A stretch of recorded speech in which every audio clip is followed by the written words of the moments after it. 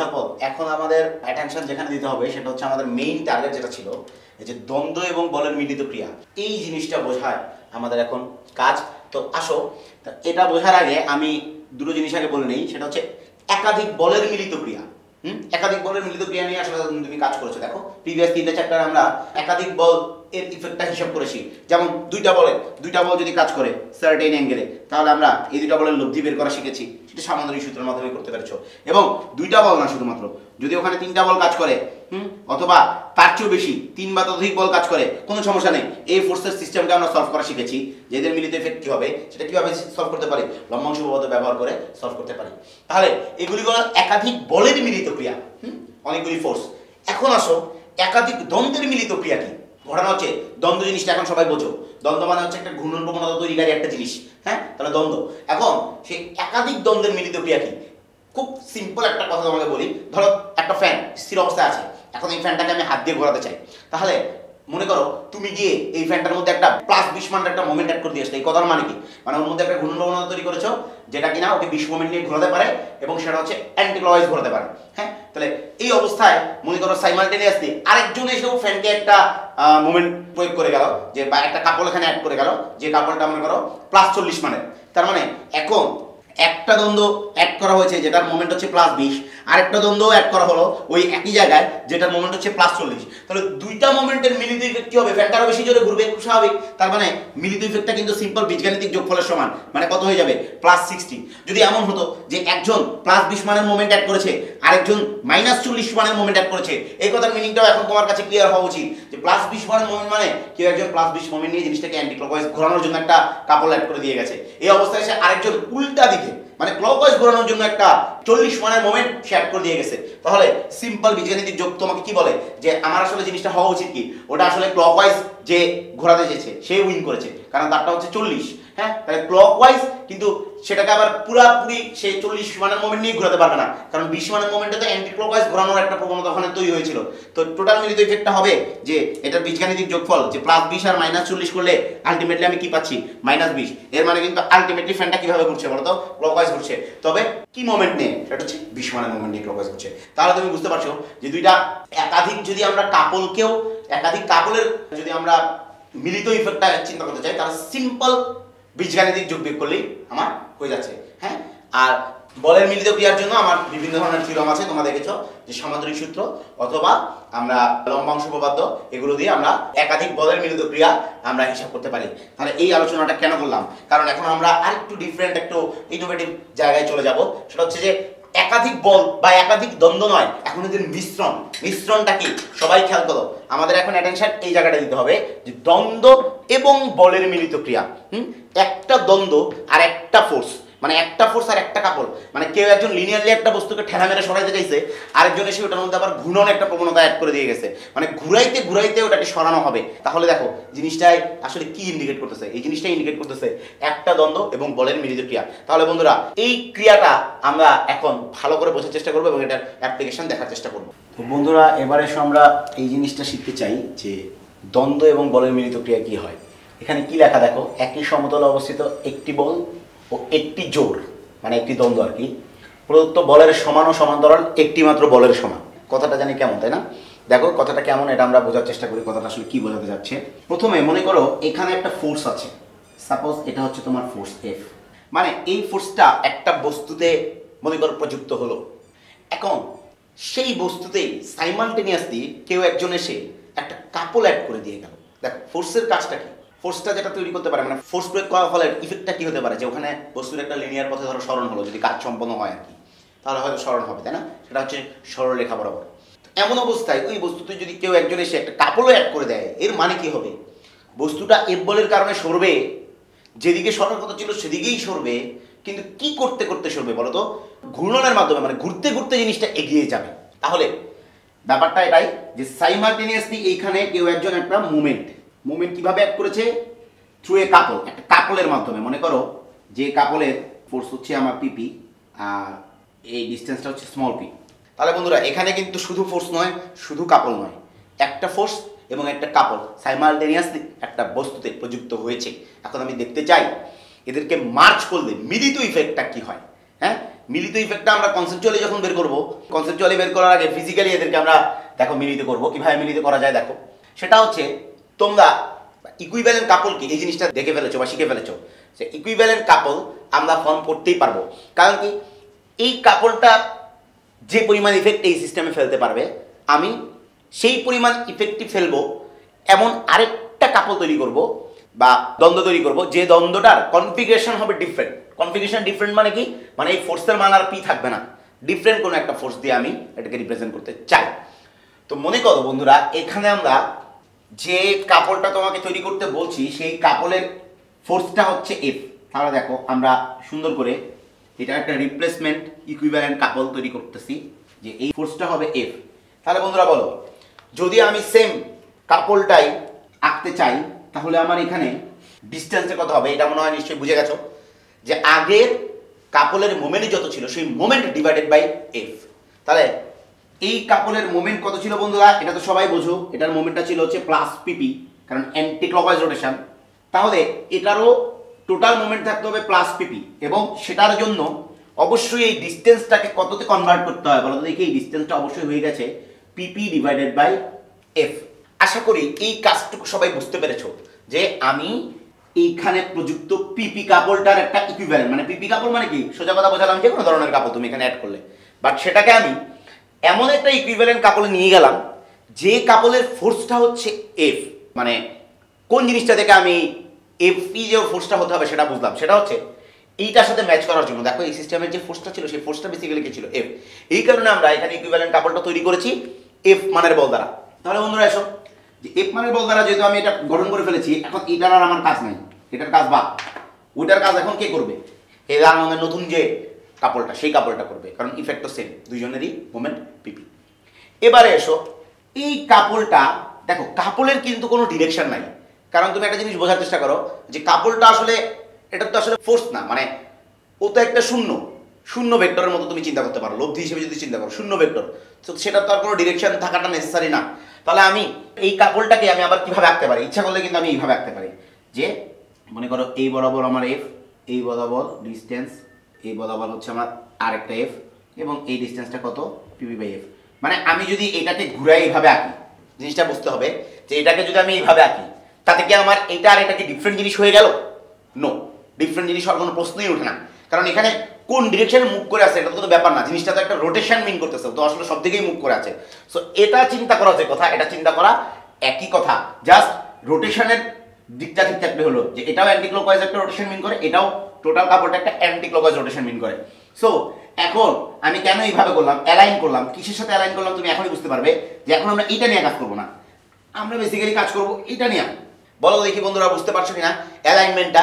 হ্যাঁ, এটা বোঝা উচিত যে আমি এইখানে যে মেইন এফ ফোর্সকে দেখে এইখানে এফ ফোর্সটা দিয়ে ইকুইভ্যালেন্ট কাপলটা বানালাম, সেই এফ ফোর্সের সাথে এই সিস্টেমটাকে অ্যালাইন করে ফেলেছি, সমান্তরাল করে ফেলেছি। দেখো এই রেখাটাও এখন এই এফ ফোর্সের সমান্তরাল, এই রেখাটাও এই ফোর্সের সমান্তরাল। এবার মিলিত করার পালা, এটাকে ঠেলে দিয়ে এই বিন্দুটাকে তুমি এখানে নিয়ে এসে বসাও, তাহলে দেখবে যে ওদের মিলিত ইফেক্টটা কি হয়।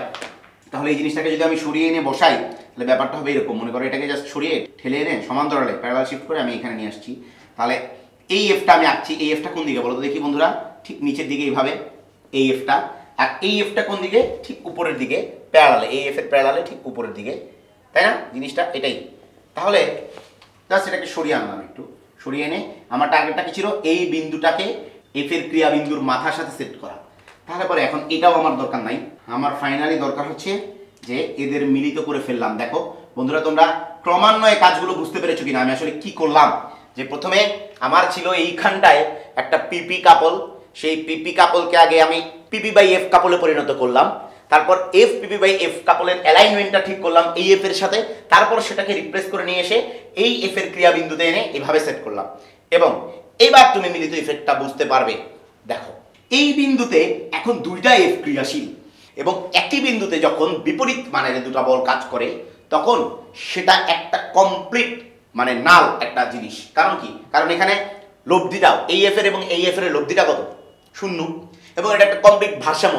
ইভেন মানে আসলে কোনো ক্ষমতাই নাই, ও না পারে কোনো বস্তুকে ঘুরাইতে, না পারে কোনো বস্তুকে সরাইতে, কিছুই করতে পারে না। তাহলে পরে এই দুইটা জিনিস কিন্তু কমপ্লিটলি নালিফাইড। এখানে আসলে কিছু নাই, এখানেও আসলে কিছু নাই। আমি ব্রেকিং লাইন দিয়ে বোঝাচ্ছি কোনো কালে কিছু একটা ছিল, বাট এখন আর নাই।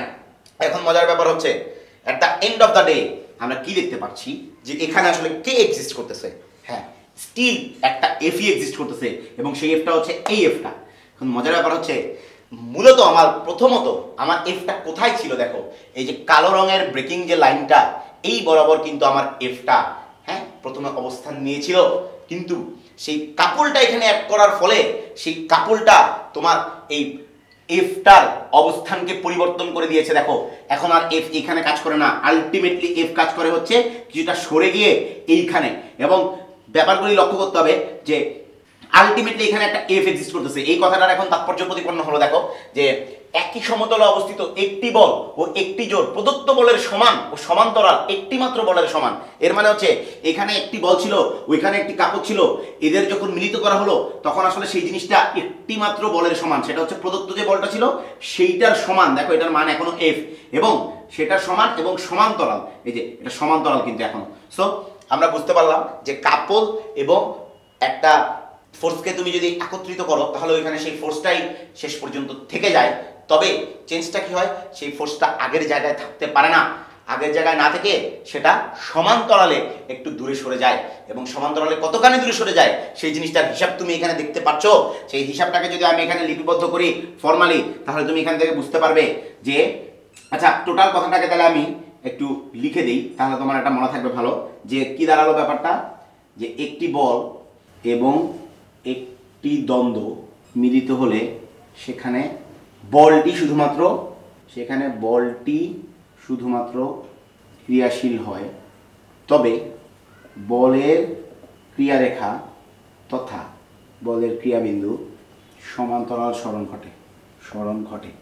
এবং আরো সুন্দরভাবে যে এই সরণের মানটা কত সেটাও আমি তোমাকে বলে দিচ্ছি, যে বলের ক্রিয়ারেখার সরণ ইকুয়াল টু প্রযুক্ত দ্বন্দ্বের মোমেন্ট ডিভাইডেড বাই বল। আমাদের থিওরি ডেরিভেশনটা তুমি এখান থেকে দেখো। আসলে এই জিনিসটাকে আমরা প্রুফ করলাম এতক্ষণ ধরে, যে একটা বলের সাথে একটা মোমেন্টকে অ্যাড করলে সেই বলটাই এক্সিস্ট করে, তবে আগে যেখানে ছিল সেখান থেকে সমান্তরালে একটু দূরে সরে যেয়ে তারপরে ক্রিয়াশীল হয়। এবং সেই সরণটা কত, সেই সরণটা সরাসরি ডিপেন্ড করতেছে সেই ফোর্সটা যেটা ছিল তার উপর, এবং যত পরিমাণের তুমি দ্বন্দ্ব বা কাপল অ্যাড করেছিল তার উপর। তাহলে এবং সেই মানটা কি হয়? বলের ক্রিয়ারেখার সরণটা হয় হচ্ছে প্রযুক্ত দ্বন্দ্বের মোমেন্ট ডিভাইডেড বাই বল। তাহলে বন্ধুরা, এই যে জিনিসটা শিখলাম আমরা, এইটার এখন ফান্ডামেন্টাল অ্যাপ্লিকেশনটা দেখব, যে আসলে মানে একটা জায়গায় বলের ক্রিয়ারেখার সরণ ঘটছে, এটা মানেই তোমাকে বুঝে নিতে হবে যে পুরো জিনিসটাকে তুমি এইভাবে একটা রিপ্রেজেন্ট করতে পারো, যে ওইখানে আসলে তুমি একটা কি অ্যাড করে দিছিলা, কাপল অ্যাড করে দিছিলা। কারণ কাপল অ্যাড করে দেওয়ার মানে কিন্তু মানে তুমি ওখানে কোনো ফোর্স অ্যাড করো নাই, জাস্ট কি করে দিলা, একটা বলকে তুমি ধাক্কা দিয়ে সরাই দিলা, বলের ক্রিয়ারেখাকে ধাক্কা দিয়ে সরাই দিলা। হ্যাঁ, এই জিনিসটাকে যদি আমরা যে থিওরিটা আমরা দেখলাম, এই থিওরিটাকে যদি আমরা ভালো করে রিয়েলাইজ করতে চাই, তুমি ফান্ডামেন্টাল অ্যাপ্লিকেশনে আসো, তাহলে তোমরা আরেকটু ভালো করে দেখবে। এটা থাকে পাশে লেখা। এখন আসো, মনে করো এরকম একটা ব্যাপার ঘটছে। মনে করো তোমাকে একটা 10 নিউটন মানের ফোর্সের একটা ক্রিয়ারেখা আছে। এখন আমি তোমাকে একটা কোশ্চেন দিলাম যে এই 10 নিউটন মানের ফোর্সকে তুমি ডান দিকে সরাবে। এই 10 নিউটন মানের ফোর্সটা, এই ক্রিয়ারেখা বরাবর যে 10 নিউটন মানের ফোর্সটা কাজ করছে, এই ফোর্সটাকে তুমি ডান দিকে মানে এই দিকে সরাবে। আমি বলে দিলাম, আমার কাজটা আমি এখানে লিপিবদ্ধ করি, যে এই বলের ক্রিয়ারেখাকে 4 মিটার ডানে সরাতে হলে কত মানের মোমেন্ট যুক্ত করতে হবে। মানে ঘটনাটা হচ্ছে আমার টার্গেট এই ফোর্স লাইনটাকে সরানো। আর ফোর্স লাইনকে সরাতে পারে এই জিনিসটাকে আমরা কিভাবে রিপ্রেজেন্ট করা শিখেছি, যে এই ফোর্সের সাথে যদি আমি কাপলকে অ্যাড করে দিই, সেই কাপলটাকে সরাতে হতে পারবে। এবং কিভাবে সরাবে, কোন দিকে সরাবে সেটা আমি তোমাকে ডিফাইন করে দিচ্ছি। এইটাকে আমি ডানে সরাবো, তাহলে দেখো বন্ধুরা ডানে সরাতে পারি কিনা। আচ্ছা, প্রথম কথা হচ্ছে এটাকে ডানে নিয়ে আমি যদি আঁকতে চাই তাহলে বুঝতেই পারছো এইখানে তো আরও থাকবে না। তাহলে দেখো আঁকার সিস্টেমটাও কত সুন্দর, চমৎকার, ইজি। যে আমি আগে ওকে এইখান থেকে নালিফাই করে দেবো, ওকে জিরো করে দেবো। তাহলে কি করব, একটা ফোর্সকে জিরো করার জন্য কি করতে হয়, ঠিক ওই বিন্দুতে ওই ফোর্সের বিপরীতে 180 ডিগ্রি অ্যাঙ্গেলে ওই মানের একটা ফোর্সকে যদি আমি অ্যাড করে দিই, তার মানে বোঝাচ্ছে ওইটা ওইখানে আর নাই। হ্যাঁ, এখানে আসলে কেউই নাই, ও নাই, ও নাই। এখন মজার ব্যাপার হচ্ছে তোমাকে কিন্তু এখন একটা কাপল ফর্ম করতে হবে, কারণ আমার টার্গেট কি, এখানে আসলে একটা কাপল অ্যাড করে দেখাতে যাচ্ছে, তাই না?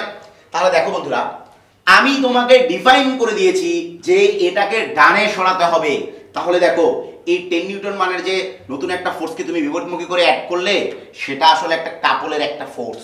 এটাকে তুমি ডান দিকে একটা ডিস্টেন্স দেখাও, মনে করো এই ডিস্টেন্সটা হচ্ছে 4 মিটার, এবং সেই কাঙ্ক্ষিত 4 মিটার ডিস্টেন্স যাওয়ার পর তুমি উপরের দিকে আরেকটি 10 নিউটন এঁকে দাও।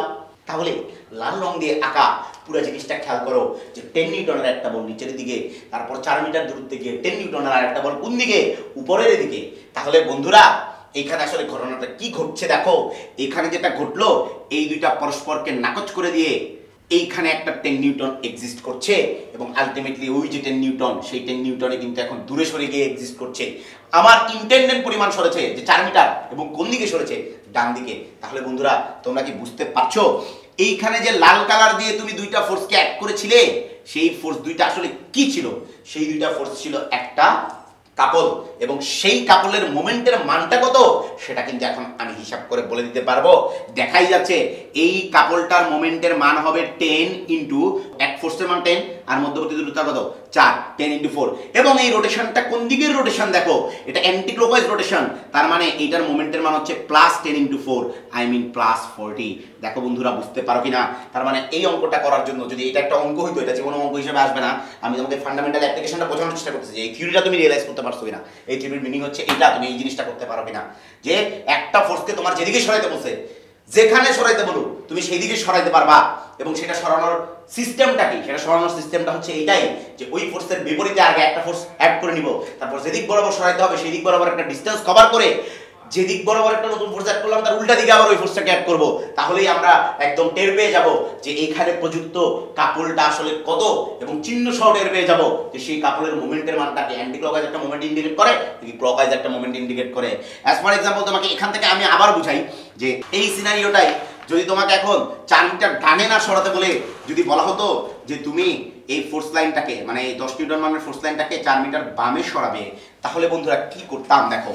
আবার এই জিনিসটা দেখো, মনে করো আবার আমি একটা 10 মিটারের এখানটায় এঁকে দিয়েছি, এখানটায় ঠিক 10 নিউটনের একটা ফোর্স এঁকে দিয়েছি, তাহলে 10 নিউটনের ফোর্স এঁকে দিয়ে বলেছি তুমি এই ফোর্সটাকে বামে সরাও।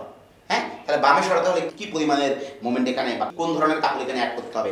দেখো বন্ধুরা আমি যদি কি করব আবার আগের মতো যে এই বিন্দুতে ও থাকবে না, তাহলে এই বিন্দুতে আগে একটা উল্টা দিকে 10 নিউটন মানের একটা ফোর্সকে অ্যাড করলাম, এরপর কি করলাম ওকে কত দূর সরাতে হবে, হ্যাঁ ওকে সরাতে হবে 4 মিটার, কিন্তু কোন দিকে এবার বামে, তাহলে 4 মিটার বামে সরিয়ে নিয়ে আসলাম, একটা ডিসটেন্স কভার করে দেখাই দিলাম যে এই ডিসটেন্সটা হচ্ছে আমার 4 মিটার। তাহলে 4 মিটার বামে সরার পরে এখানে আবার একটা 10 নিউটনের অপোজিট, এই 10 নিউটনের অপোজিট আর একটা 10 নিউটন এঁকে দিলাম। তাহলে আলটিমেটলি এখানে একটা ছিল আমি 3টা আঁকছি, কিন্তু 3টা আঁকার ফলে আলটিমেট রেজাল্টটা কি, আলটিমেট রেজাল্ট হচ্ছে এখানে ও নাই, এখানে ও নাই, আছে শুধু এখানে 10টা, তার মানে এই 10টা কিন্তু এই যে বামে সরে আসছে, এবং কতখানি বামে সরে আসছে, যতখানি বলছে ততখানি আমি সরেছি 4 মিটার। তাহলে 4 মিটার সরানোর জন্য যে এখন তুমি যে কাপলটা অ্যাড করলে সেই কাপলের মোমেন্টের মান কত সেটা কিন্তু এখন বলার অপেক্ষা রাখে না, যে এই কাপলটা ক্লকওয়াইজ ঘুরছে তার মানে এটার মোমেন্ট হবে নেগেটিভ মোমেন্ট, এবং নেগেটিভ কত মানের মানে দূরত্ব এবং ফোর্স, মানে ফোর্সটা হচ্ছে 10 ইন্টু 4, তার মানে -40 মানের একটা মোমেন্ট অ্যাড করলে ও এখান থেকে বামে সরে আসলো, আর +40 মানেরটা দিলে ও কোথায় চলে গেল, ডানে। তবে বন্ধুরা সবসময় যে প্লাস দিলে বামে আসবে আর মাইনাস দিলে ডানে যাবে এটা কিন্তু নয়, এটা ডিপেন্ড করে তোমার ফোর্সটার ইনিশিয়ালি কোন দিকে ছিল সেটার উপরে। হ্যাঁ, ইনিশিয়ালি কোন দিকে ছিল এটা হচ্ছে সবচেয়ে ইম্পর্টেন্ট ব্যাপারটা। যেমন ধরো আমরা এখানে 10 নিউটন মানের ফোর্সটাকে কোন দিকে করে এঁকেছিলাম, ইনিশিয়ালি উপরের দিকে করে এঁকেছিলাম প্রথম 10 নিউটন মানের, কিন্তু দেখো বন্ধুরা আমি যদি 10 নিউটন মানের ফোর্সটাকে ঠিক এই দিকে আঁকতাম, 10 নিউটন মানের একটা ফোর্স নিচের দিকে মুখ করে আছে, এই অবস্থায় তোমাকে আমি ডানে বামে সরাতে বললে ঠিক আগের সিনারিওর উল্টা সিনারিও হবে। যেমন জাস্ট এটার জন্য আমি যদি এই কাজটা করি যে এখনো আমি এই ফোর্স লাইনটাকে বামে সরাবো, দেখো বন্ধুরা এই ফোর্স লাইনটাকে কোথায় সরাবো, বামে। তাহলে বামে সরাতে হলে কি করতে হবে নিজেরাই দেখো, তোমার চিত্র বলে দিবে মোমেন্টের চিহ্ন কি হবে। প্রথমে এটাকে নালিফাই করার জন্য উল্টা দিকে একটা কি অ্যাড করলাম, 10 নিউটন মানের ফোর্স অ্যাড করলাম, এখন আমাকে বামে যেতে বলেছে তাহলে আমি একটা বামে ডিসটেন্স কভার করব, কত পরিমাণ কভার করব সেটা যত পরিমাণ আমাকে বলে দিয়েছে 4 মিটার, তাহলে 4 মিটার ডিসটেন্স কভার করলাম, এবং এখানে একটা উল্টা দিকের 10 নিউটন একে সিস্টেমটাকে কমপ্লিট করলাম। 3টা জিনিস মিলে আলটিমেটলি এখানে এই 2টা জিনিস মিলে কি হয়ে গেল, নালিফাইড হয়ে গেল। তাহলে এখানে 10 নাই, এখানে 10 নাই, আলটিমেটলি 10টা যেটা ছিল সেই 10টা এখানে চলে আসলো, কি এখন বামে সরে এসেছে না, বামে সরে এসেছে। কিন্তু মজার ব্যাপার হচ্ছে বামে সরে আসার ফলে তুমি যে মোমেন্টটা যে কাপলটা এখানে অ্যাড করলো সেই কাপলের মোমেন্টটা এখন হিসাব করে দেখো, এই যে লাল রঙের যে কাপলটা দেখা যাচ্ছে এখনো সেই কাপলটার রোটেশনের দিক কোন দিকে বলো তো, অ্যান্টি ক্লকওয়াইজ। তার মানে কিন্তু এখানে আমার মোমেন্টটা কত, দ্বন্দ্বের মোমেন্টটা যেটা আমার এখানে অ্যাপ্লাই করতে হয়েছে সেই মোমেন্টটা হচ্ছে প্লাস 10 × 4 প্লাস 40। দেখো বন্ধুরা, প্লাস করলেই যে সবসময় ডানে সরে এটা কিন্তু ঠিক নয়, কারণ এখন প্লাস করলে কোথায় সরলো? বামে সরলো। সো আসলে ডান বাম বলে এখানে কোনো কথা নাই, কথা হইলো ইনিশিয়ালি ফোর্স লাইনটা কোথায় ছিল আর সেই ফোর্স লাইনটাকে কোন দিকে সরাতে হবে সেই জিনিসটা আগে আমি জেনে নেব, এবং সেই অনুযায়ী আমি চিত্র আঁকলেই বুঝে ফেলবো যে আমার এখানে কি মানের মোমেন্ট অ্যাড করতে হবে, প্লাস নাকি মাইনাস। তো আশা করি এই থিওরিটা দিয়ে আসলে কি বুঝায় সেই জিনিসটা তোমরা মোটামুটি ক্লিয়ারলি বুঝতে পেরেছো। আর এখান থেকে এই লাইনটা আরেকবার হাইলাইট করে দিচ্ছি যে একটু ভালো করে মনে রাখবে যে আমরা এই থিওরিটা থেকে কি শিখেছি, যে বলের ক্রিয়ারেখার স্মরণ ঘটে এবং কতখানি স্মরণ ঘটে সেই স্মরণটাকে আমি একটা সূত্রায়িত করলাম যে বলের ক্রিয়ারেখার স্মরণ ইকুয়াল টু প্রযুক্ত দ্বন্দ্বের মোমেন্ট ডিভাইডেড বাই বল। এবং বুঝতে পারছো যে আমি যত বেশি মোমেন্ট অ্যাপ্লাই করব, যত বড় মানের মোমেন্ট অ্যাপ্লাই করব, তত বেশি দূরে সরে যাবে, আর ছোট মানের মোমেন্ট অ্যাপ্লাই করলে কাছে থাকবে। আবার দেখো আরেকটা জিনিস, যে যদি অল্প বলের উপর তুমি প্রয়োগ করো মোমেন্টটা, তাহলে কিন্তু এটা ছোট একটা বলকে তোমার সরাইতে কিন্তু আলটিমেটলি একটা ফিক্সড মোমেন্টকে তুমি একটা ছোট বলের উপর অ্যাপ্লাই করলে সেটা কিন্তু বেশি দূরে সরে যাবে। আবার একটা বড় বলের উপর যদি সেটা অ্যাপ্লাই করো তাহলে কিন্তু অল্প দূর সরবে। ঠিক সেই রিলেশনটাকেই আসলে সেই কমন সেন্সগুলোকেই দেখো এখানে আসলে ম্যাথমেটিক্সও সেই জিনিসটাকেই বর্ণনা করছে যে আলটিমেটলি বলের ক্রিয়ারেখার স্মরণটা কার সমানুপাতিক? প্রযুক্ত দ্বন্দ্বের মোমেন্টের সমানুপাতিক। মোমেন্ট যত বেশি হবে স্মরণ তত বেশি হবে, এবং কার ব্যস্তানুপাতিক? বলের ব্যস্তানুপাতিক। মানে যে বলটা আগে থেকে ছিল সেই বলটা যত বড় হবে তত কম সরবে, ভারী জিনিস কম সরে, বুঝেই তো। আর যত ছোট হবে তত স্মরণটা বেশি হবে। তাহলে আমরা এই সূত্রটা মনে রাখবো, কারণ এই সূত্রটা দিয়ে আমরা আগামীতে আমাদের যে অঙ্কগুলো ওই তৃতীয় চ্যাপ্টারে মানে সদৃশ সমান্তরাল বা বিসদৃশ সমান্তরাল বলের লাস্ট ক্যাটাগরিটা, যেটা হচ্ছে বলের ক্রিয়ারেখার স্মরণ সংক্রান্ত অঙ্কগুলো, সেই অঙ্কগুলোকে আসলে এই থিওরেম দিয়ে আমরা সলভ করব। এবং এই কারণেই দেখো বলের ক্রিয়ারেখার স্মরণ, সোজা কথা বলের কোনো স্মরণ ঘটছে মানেই ওখানে কিন্তু কি অ্যাপ্লাইড হয়েছে? কাপল অ্যাপ্লাইড হয়েছে। বা অ্যাপ্লাইড না হলেও তুমি ওইখানে কাপলের অ্যাপ্লিকেশন দ্বারা ওই জিনিসটাকে রিপ্রেজেন্ট করতে পারো, এবং আমরা সেই রিপ্রেজেন্টেশনের মাধ্যমে অঙ্কগুলো সলভ করব। তা আশা করি এটা বুঝতে পেরেছো সবাই।